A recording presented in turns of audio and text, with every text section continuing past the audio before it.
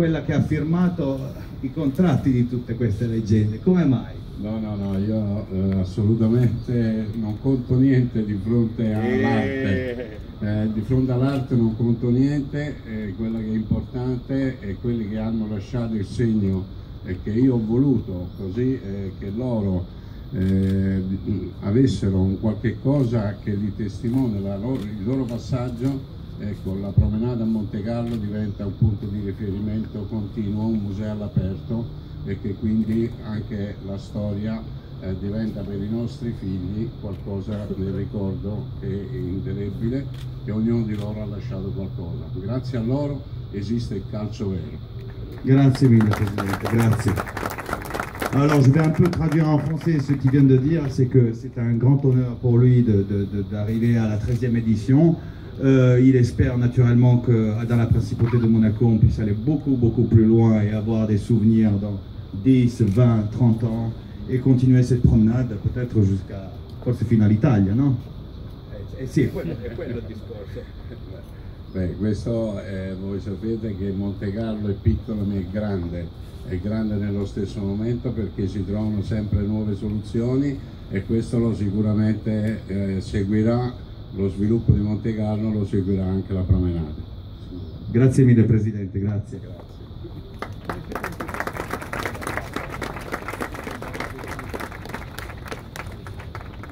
Alors la première légende de ce soir, the first legend of tonight, on va un peu, ce soir, on va un peu faire comme une équipe. On va commencer par un gardien, par un défenseur, par un milieu offensif et après par un avant-centre.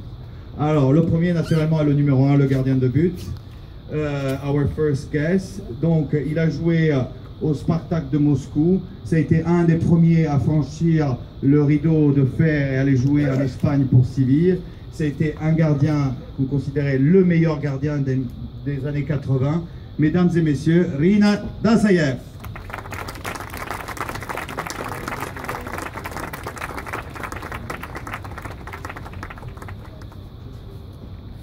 Buonasera. Et Rinat, il parle russe, donc nous avons une traductrice, Marina, qui va venir. Marina Markova.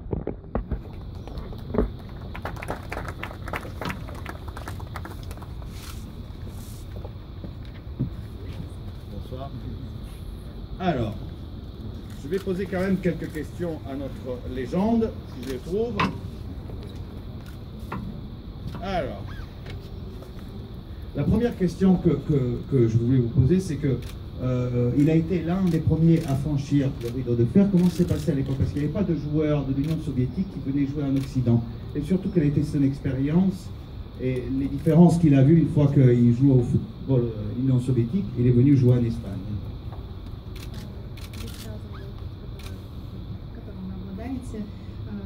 В первую очередь игра за Советский Союз и второе за Испанию. Как бы вы смогли описать ваши впечатления от игры в двух странах? Ну, две игры в моих странах, они были очень самые лучшие. Почему я всегда говорю, первый мой дом это родина Советский Союз, и вторая родина это Севилья. Почему? Потому что я проиграл там 10 лет, был знаком, много друзей у меня там. Вот. Но если отличать игру, это, конечно, я проиграл в Советском Союзе, но так как у нас в стране в то время была проблема с деньгами, то, естественно, мы решили продать меня, но довольно-таки удачно я сыграл в Севилье и ничем не жалею, что я попал туда. Vous allez traduire? Deux pays sont devenus la maison pour moi. La première, c'est le pays soviétique, mais en raison financière, économique dans le pays, c'était choisi notre destination, la deuxième maison, Séville, où il habitait pendant 10 ans et travaillé pour le pays. Et maintenant, pour aujourd'hui, il parle très bien la langue du pays. Il a beaucoup d'amis espagnols. Et aujourd'hui, c'est vraiment une grande expérience dans la vie d'avoir travaillé dans deux pays différents, avec deux mentalités et cultures différentes. Alors la deuxième but, on va venir là en fait, parce que j'ai vu il y a un peu plus d'ombre. Et alors la deuxième question que je voulais poser, c'est que j'ai lu qu'en fait il lançait, c'était un peu un premier gardien moderne, dans le sens qu'il arrivait à relancer la balle avec la main à 40-50 mètres. Alors je voulais savoir s'il faisait un entraînement particulier, parce que moi j'ai déjà du mal avec les pieds, alors avec les mains, j'ose pas. Игры за 45 метров с одной руки. Скажите, пожалуйста, в чем особенность и как вы тренировались, чтобы добиться такого результата? Ну, во-первых, я не тренировался, я все время этот прием применял в игре и в тренировках, в товарищеских играх. И это мне удалось просто самому выкидывать мяч на 50 метров. И это давало преимущество, в общем-то, игрокам для того, чтобы сделать контратаку или забить гол. Il faut dire absolument que ce n'était pas un entraînement particulier pour jeter le ballon même à 50 mètres, comme c'était pendant les matchs amicaux. Mais ça a vraiment donné un grand avantage pour toute l'équipe grâce à cette technique qui a été choisie automatiquement comme la meilleure pendant le match. Et voilà, maintenant il en profite, c'est vrai, c'est son truc à lui. Merci beaucoup. Alors pour lui remettre le prix du Golden Foot, j'appelle ici Monsieur Christophe Soliveau de Genève. Bonjour monsieur. Bonjour, vous êtes un amant du football? Exactement, oui, je suis un amoureux du football. Et c'est un vrai plaisir pour moi de rencontrer une telle légende. Vous vous souvenez de lui quand il était avec CCCP et tout ça? Effectivement, avec ça. Alors, je vais vous remettre, prendre le micro. Alors.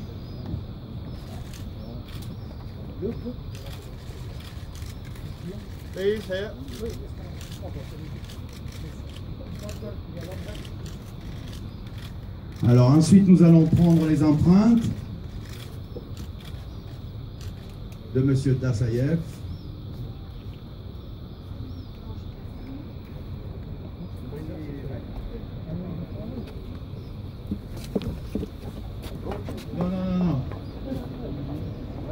Non, dis-lui de ne pas se déshabiller.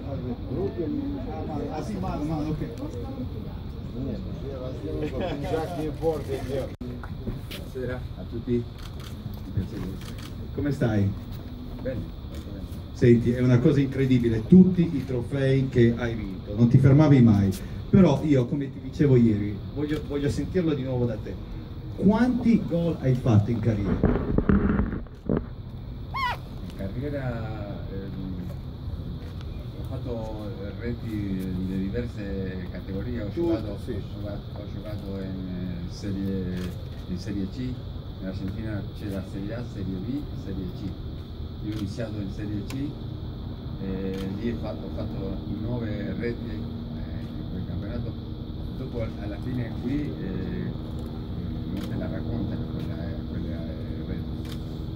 Ho fatto tante reti anche nella nazionale Del 21. Sì, Coppa Libertadores. In totale ho fatto 212, pardon, oulala, c'est passé quelque chose. 212 buts il a marqué dans sa carriera e un po' da défenseur. Allora il signor Caliendo diceva, me lo dicevi tu ieri sera, è vero che quando ti faceva i contratti diceva sempre io ti sto vendendo 2 giocatori al prezzo di uno? Sì, diceva al presidente dell'Inter, a Pellegrini, era un grande venditore di giocatori. Sì. Diceva questo. Per quello che dicevo che ci vorrebbe la sua firma qua, ma è un artista. Senti un po', e ieri ti dicevo, allora, scusa un attimo, perché qua...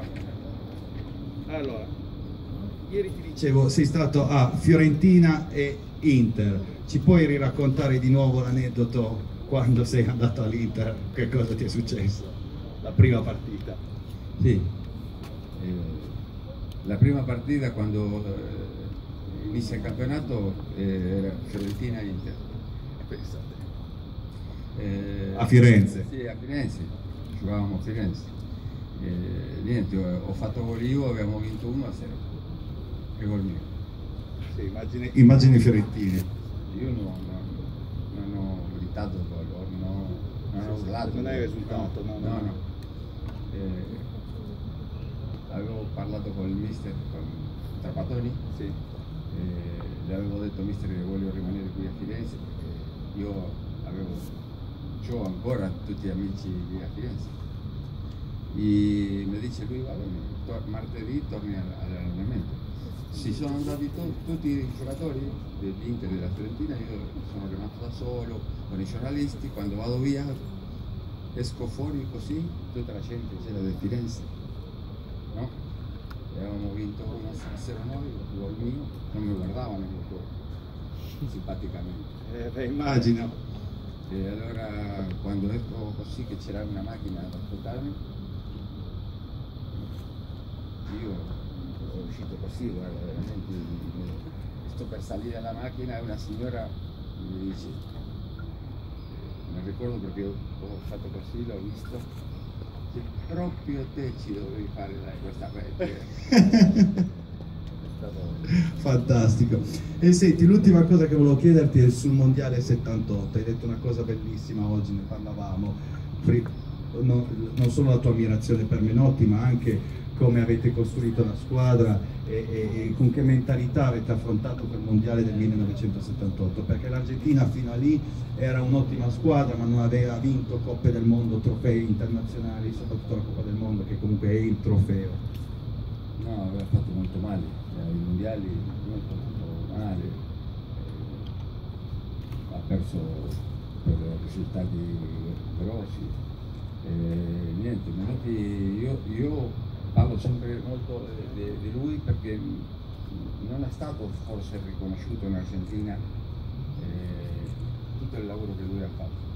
Lui era uno che stava avanti al calcio che si giocava in Argentina in quel momento. Ha incominciato a scegliere un gruppo di giocatori per dopo dare a quel gruppo di giocatori tutte le sue conoscenze. La filosofia. Sì, la sua filosofia. Menotti era un allenatore che voleva che la sua squadra avesse giocatori che danno la palla bene, che passano bene, che arrivano, che sono con la mentalità. Sì, che hanno cervello. Sì. Ha incominciato a allenare anche a un livello superiore a quello che in quel momento il calcio argentino. Io giocavo nella migliore squadra dell'Argentina, River, e quando tornavo a fare gli allenamenti con River eravamo molto diversi, la velocità che avevamo noi con i giocatori locali. Questo lui ha fatto la nazionale per da affrontare le squadre europee, che era quello che gli mancava al giocatore argentino. Sì. Essere simile nell'aspetto fisico e tecnicamente. E allora arrivato a quella meta che lui si ha messo in testa, noi avevamo quella condizione, eravamo preparati per giocare testa a testa con tutti, non avevamo paura. Sì, senza complessi. Prima di lui quando si andava a giocare con l'Inghilterra fuori, con l'Italia, con tutte le squadre, dice, abbiamo perso 3-0, abbiamo perso 4-0, ha cambiato la mentalità e noi giocavamo per vincere, come che no, a questo vinciamo noi, giochiamo con questo, vinciamo noi, la mentalità del giocatore. E avevamo vinto il mondiale che è stato molto difficile, era un paese mandato per la dittatura militare, la gente era molto triste, il mondiale era come una liberazione per la gente. Certo. Era incredibile vedere quando noi eravamo a 40 km dello stadio, quando uscivamo di quel posto allo stadio, tutta la gente con Gesù, con Dio, con tutti per strada a vedere soltanto passare il pullman, Cioè lo speranza che avete dato al paese. Sì, tutte le strade. E noi l'unica cosa che volevamo era vincere il mondiale per dare un'allegria a quella gente. Per fortuna ci è capitato. Abbiamo vinto. E molta gente... Quanti anni avevi tu? Io ho 25. E molta gente, 25 anni. In quel momento lì, no? È molto emozionante, inolvidabile, alzare la Coppa del Mondo del tuo paese. Nel tuo paese. No, tremendo, tremendo. Niente, è stata un'allegria che mi emoziona anche adesso. Io penso che si merita un applauso dopo averci raccontato questa stupenda storia. Grazie mille, grazie di aver diviso. Senti, per darti il premio ho chiamato un grande attaccante che mi ha detto che sei un monumento. Lui ha giocato, il a joué all'Olympique de Marseille, il a joué à Lens, il a joué à Saint-Étienne, il a joué à Liverpool et West Ham. Mesdames et messieurs, Titi Camara.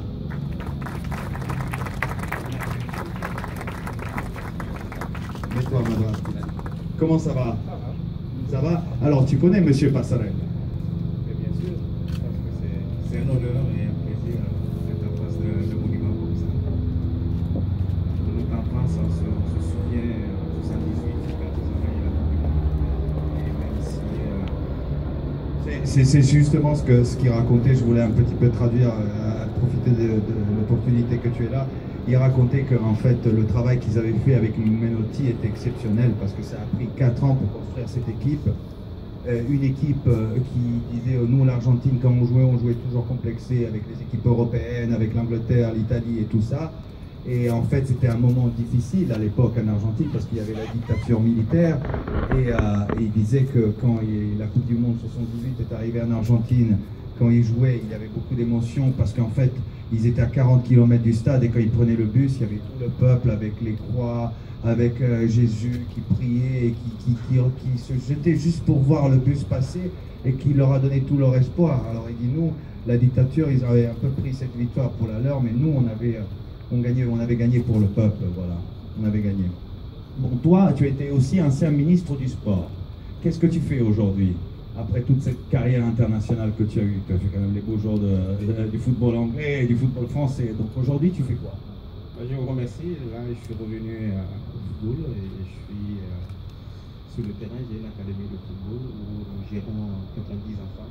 Où ça? En Guinée-Conakry. Depuis que j'ai fini ma carrière, je suis rentré. Le peu d'espérance que j'ai eu sur le terrain, j'essaie de réaliser ça en donnant ce rêve-là aux jeunes Guinéens. Merci beaucoup et c'est magnifique aussi.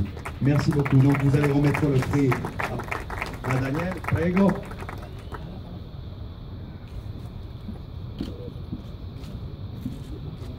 Mettilo, fallo vedere alla... Benissimo, ecco così. Vedete, vous le voyez bien, c'est bon? Thank you. Mets-toi à côté, mettez-vous encore à côté, non? Je sais pas.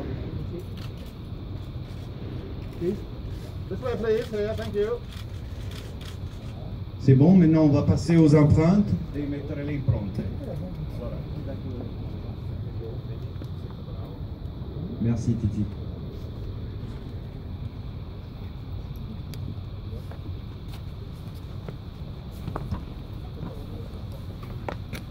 Devi mettere le impronte qua. La famille, ma mère, C'est ta maman là avec le ma mère, ma soeur. Est-ce que je peux le prendre, le ramener ici, ce dessin ici? Bien sûr. Alors je veux voir ça parce que Il ça m'a il faut... suivi pendant 10 ans à la Juve.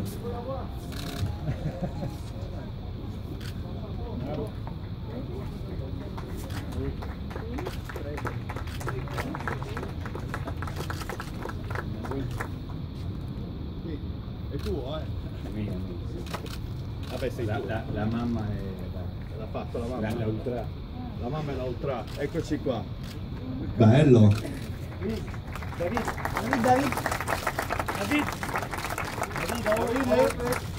Senti un po', ma allora dici un po' cosa fai oggi? oggi? Qu'est-ce que tu fais aujourd'hui? Parce qu'il y a beaucoup de... Prima lo dico in italiano, che Come vuoi tu? quella gente che dopo lo dico anche in francese. Vai pure, vai. No, la Juventus, come sapete bene, ha fatto un percorso molto importante a livello nazionale, con lo stadio nuovo, con il recupero dei suoi tifosi, con tutti i titoli nazionali. Adesso, dopo una chiamata fatta da Andrea Agnelli, che è anche parte della società, è iniziato un sviluppo molto più importante che va soprattutto a livello mondiale, con l'inserimento delle vecchie glorie e grandissimi ex giocatori che hanno fatto una storia molto importante alla Juve. Certo. Allora questa chiamata è stata verso di me per sviluppare il marchio Juve e la storia juventina al mondo.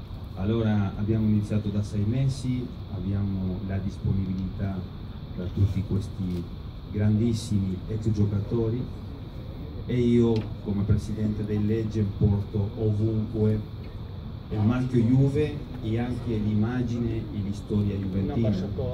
Un ambasciatore, se lo possiamo nominare in questo modo, e sono molto contento, molto grato perché al di là del fattore sportivo, quello che ha fatto, c'è anche l'aspetto umano e questa chiamata per me è stata molto importante. Per quello sono tornato alla Juve, sono tornato a Torino e adesso ho un lavoro molto impegnativo, però sono molto contento da questa sfida nuova dopo il calcio giocato. Adesso mi cambia e passo da un'altra parte come dirigente della Juve, però sono molto contento.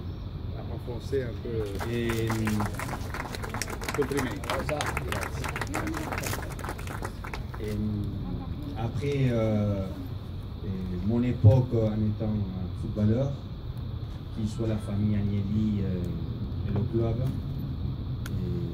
ils m'ont appelé pour devenir, entre guillemets, l'ambassadeur du club comme président de légende. Ça veut dire que le club, il s'est développé pendant 5 ans entre stade, supporters et titres nationaux. Et à partir de là, on commence avec, on se développe plus au niveau mondial et ça va être à moi de m'en occuper avec beaucoup d'ex-joueurs qui ont fait une histoire très importante au club. C'est pour ça que c'est un travail pas évident, difficile, mais je pense que la Juve, on est une famille, on a envie de monter notre niveau, on a envie de faire beaucoup de choses ensemble. Et à partir de là, ils m'ont donné cette possibilité. Alors je suis très content, très fier de faire partie de cette nouvelle histoire qui commence pour moi. À partir, je suis prêt et avec beaucoup d'envie. Bravo. Je voulais juste te poser une petite question. Tu as marqué énormément de buts. Tu es le, j'aime pas dire l'étranger, mais le non-italien qui a marqué le plus de buts dans l'histoire de la Juve. Et moi, je trouve que tu as marqué que des beaux buts. Je ne sais pas comment tu as fait, mais tu as marqué que des beaux buts. Est-ce qu'il y en a un ou il y en a 2 ou 3 qui t'ont marqué, qui sont les plus importants dans ta carrière parce que tu les as marqués ou pas par importance, je ne sais pas. C'est quoi les buts que tu gardes dans ton cœur, en fait? Parmi l'AS Monaco, ça a été le but en quart contre Manchester, à Manchester. Ouais, oui. Et après, on est qualifié pour le demi-finale contre la Juve. On est éliminé, mais contre le Manchester, Beckham, Giggs, Cole, des joueurs qui ont marqué une histoire unique. Il n'y avait pas un jeune Ronaldo aussi à l'époque? Ronaldo, il n'était pas là encore. Ah, d'accord. Il avait 10 ans. Monaco. Dopo con la Juve sicuramente il gol fatto contro il Milan quando vinciamo lo scudetto a Milano è stato un gol molto interessante. E dopo con la nazionale, questo non lo so se dirlo. Sì, no, ma non dirlo, abbiamo già capito, grazie mille. On a compris le but que tu veux nous parler de l'équipe. Merci beaucoup, David. Alors, nous avons ici, pour remettre le prix à David, l'adjoint au maire de Nice, José Cobos.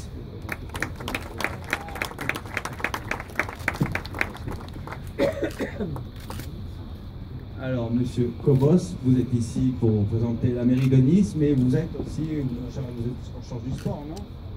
Oui, d'abord je suis très heureux de représenter le maire de Nice au Golden Foot.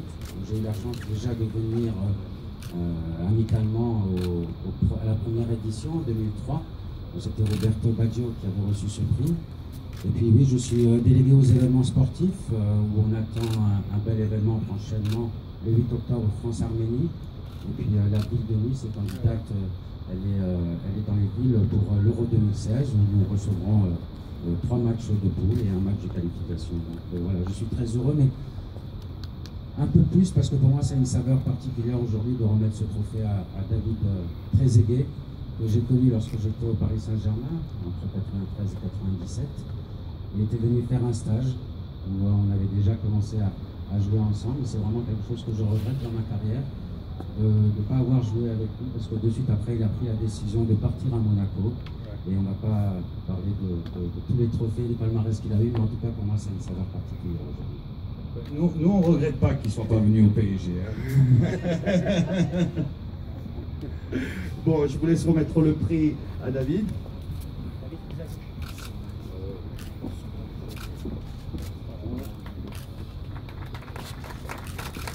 David.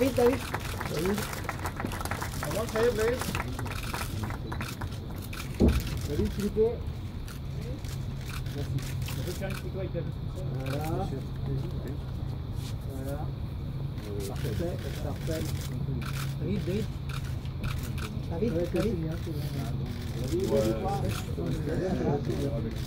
Argentina. David, une fois, là. Tu peux aller nous mettre les empreintes. Oui.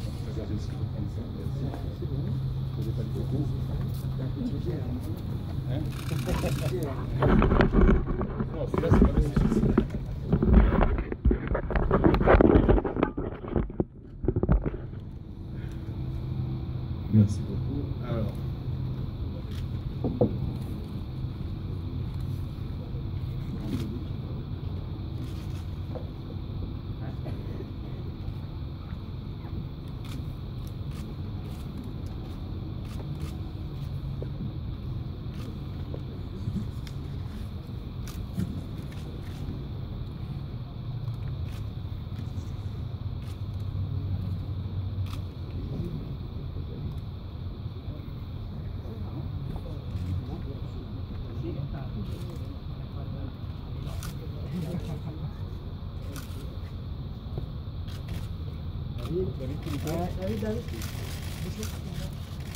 David, please here.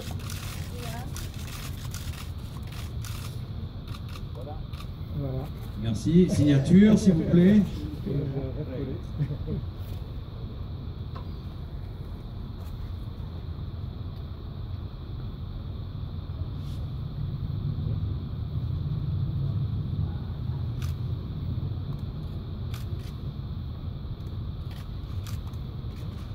David.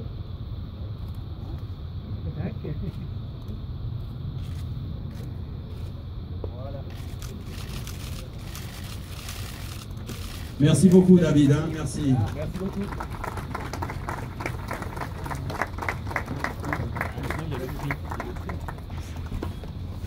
Et maintenant il est venu temps du gagnant Golden Foot 2015. Alors, tout d'abord, je tenais à remercier Son Altesse Sérénissime, le Prince Albert II de Monaco, qui est en mission avec la Fondation Albert II, et il regrette de ne pas être là aujourd'hui. Et alors, à sa place, nous avons son neveu. Mesdames et messieurs, je vous prie d'accueillir Monsieur Louis Ducruet.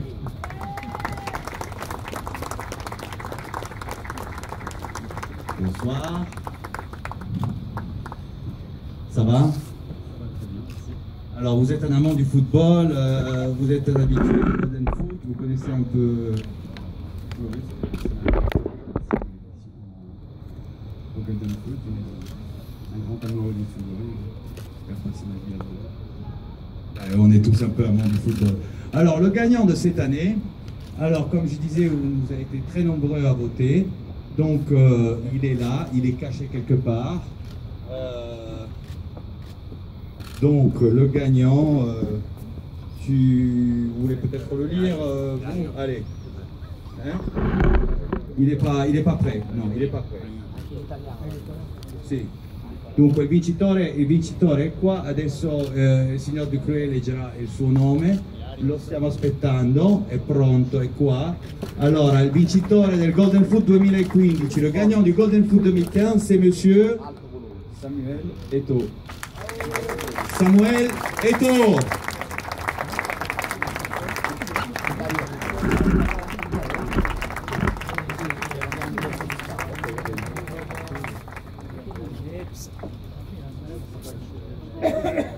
Bon, il arrive, il est là, sta arrivando, elegantissimo, très très élégant.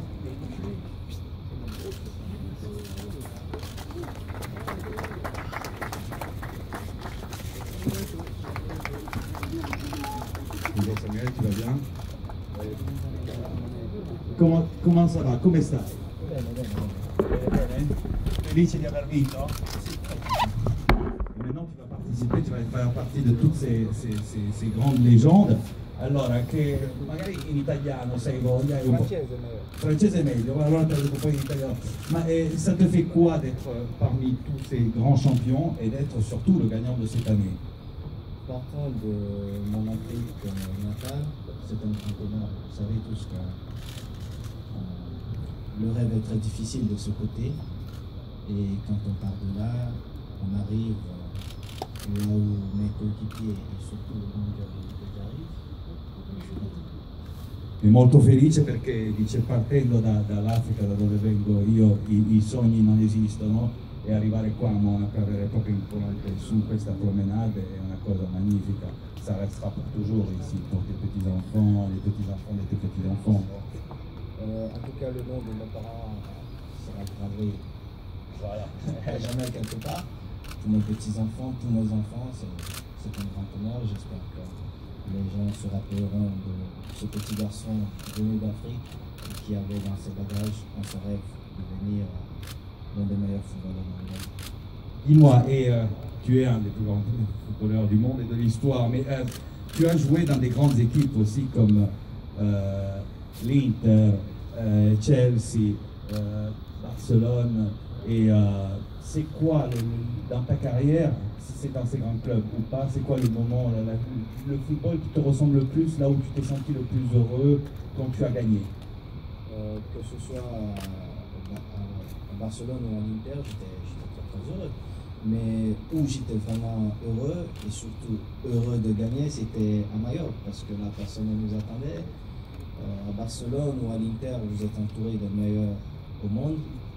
À Majorque, on avait un groupe de jeunes footballeurs, de bons footballeurs, pour certains, mais pour moi des grands footballeurs. Et nous avons gagné la Coupe du Roi. Et si ce n'était pas ce match, je ne sais pas comment l'appeler, entre le Deportivo La Coruña et Valence, nous aurions pu être champions d'Espagne pour un petit club comme celui-là. C'était un espoir. Et c'est cette victoire que je garde pour moi, parce qu'à Barcelone, on attend qu'on gagne. Si on ne gagne pas, c'est une surprise. On attend, c'est normal qu'on gagne. C'est normal qu'on gagne. C'est pas normal qu'on perde. C'est pas normal qu'on perde. Eh oui. È molto bello quello che ha detto, perché diceva che avendo giocato al Chelsea, all'Inter, al Barcellona, però forse il suo ricordo più bello è stato quando ha vinto la Coppa del Re a Maiorca, perché a Maiorca nessuno si aspettava che la squadra avesse questi ottimi risultati, e hanno quasi vinto lo scudetto, se non fosse per la partita quasi no? Quasi, se non fosse per la partita Betis-Valencia. Comunque, l'ultima domanda, la dernière question que je vais te poser, c'est le football africain. Il y a une grande évolution dans les dernières 20 années. On a vu des équipes et des grands joueurs, des grandes générations arriver de plus en plus, jusqu'au moment où aujourd'hui, quand on joue les équipes africaines, les équipes européennes ont peur de jouer certaines, comme le Cameroun, comme la Côte d'Ivoire, comme le Nigeria des fois. Alors c'est quoi ta pensée et qu'est-ce que tu penses? Je crois que nous aurons toujours des générations de bons et de grands joueurs en Afrique. Et la chance que nous avons aujourd'hui, c'est que les écoles de football qu'on retrouvait plutôt en Europe, nous en avons aujourd'hui en Afrique, ce qui fait que les jeunes talents ne partiront plus ou ne partiront presque pas. Et ça fera en sorte que notre football jeune sera vraiment à niveau et nous n'allons plus perdre beaucoup de joueurs qui viennent, qui jouent pour d'autres nations, et nous aurons encore des équipes encore plus fortes j'espère qu'un jour un pays africain gagne cette Coupe du Monde que moi j'ai pas pu gagner, et que j'espère peut-être que mon fils Étienne pourra gagner demain avec le Cameroun, ou si c'est pas le Cameroun, la Côte d'Ivoire, parce que je suis marié à une Ivoirienne, et si c'est pas la Côte d'Ivoire, alors un autre pays africain, je serai aussi content. L'Algérie. Inshallah. Dice che quello che è successo nel calcio africano è che comunque le scuole, le formazioni che i giocatori africani facevano in Europa, in Francia, in Inghilterra, in Spagna, oggi queste scuole, questi centri di formazione esistono in Africa, e quindi adesso non scappiano più via per diventare bravi, possono diventare già bravi in Africa e già tecnicamente e fisicamente a posto in Africa. Grazie mille, complimenti. Allora adesso che rimettiamo il premio, on va vous remettre le prix, le Golden Foot 2015. Scusami, mettiamo qua davanti. Mettiamo qua. Che c'è una luce anche migliore, grazie. Anche qua. No, sei paura, no. Ancora. Glielo da lui. Ci ridò, Paola.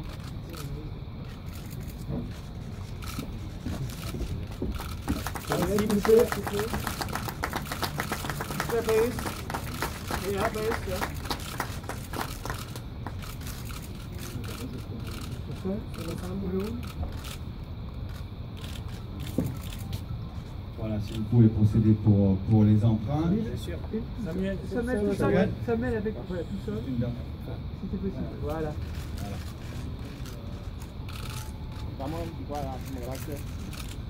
Samuel, Daniel, s'il vous plaît. Merci beaucoup. Ici, s'il vous plaît. Merci. Merci. Voilà, pendant que monsieur Eto'o va mettre les emprunts, je vais appeler les légendes une par une. Prego, grazie. Aspettate un attimo, scusate.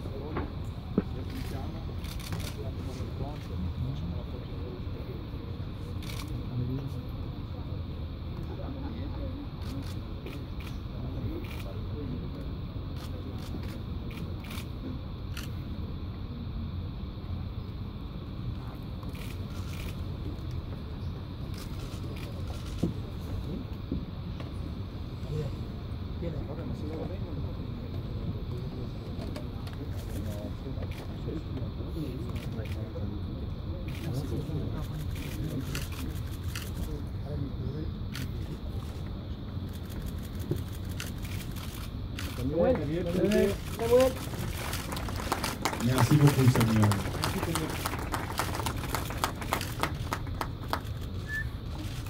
Samuel, s'il te plaît. Voilà.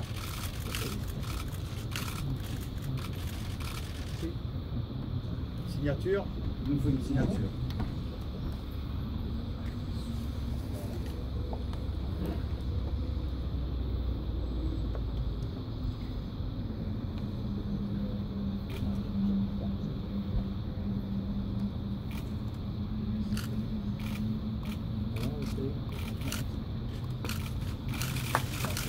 Merci beaucoup.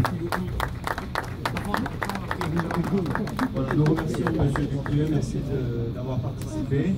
Merci beaucoup. Et nous allons procéder donc avec la photo. Meglio. Piccolo, rapido. David, Trezeguet. Toi tu es grand, tu peux te mettre à côté de David. Trezeguet il me dit là-bas. Antonio Caliendo, presidente. E lui Ducreux, vieni qua tu Antonio.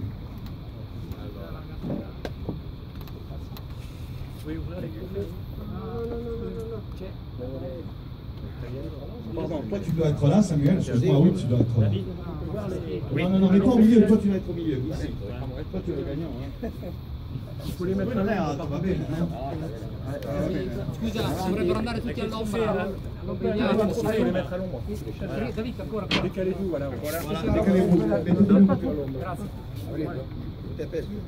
Sì, in ombra.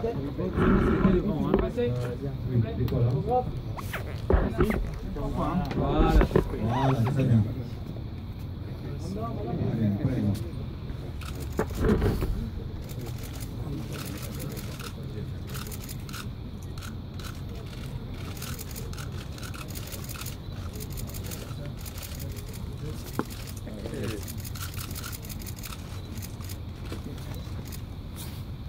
Voilà, merci beaucoup. Maintenant, adesso faremo una passeggiata fino, prego, Presidente per primo e tutti seguiranno il Presidente.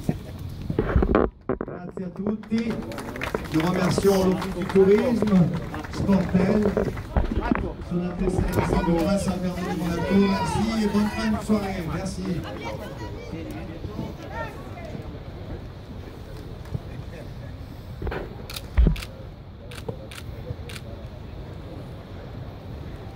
Troppo vicino perché dobbiamo... Grazie. Un attimo, una diretta. Bene? No, bene. Muy bien, muy tranquilo. ¿Así?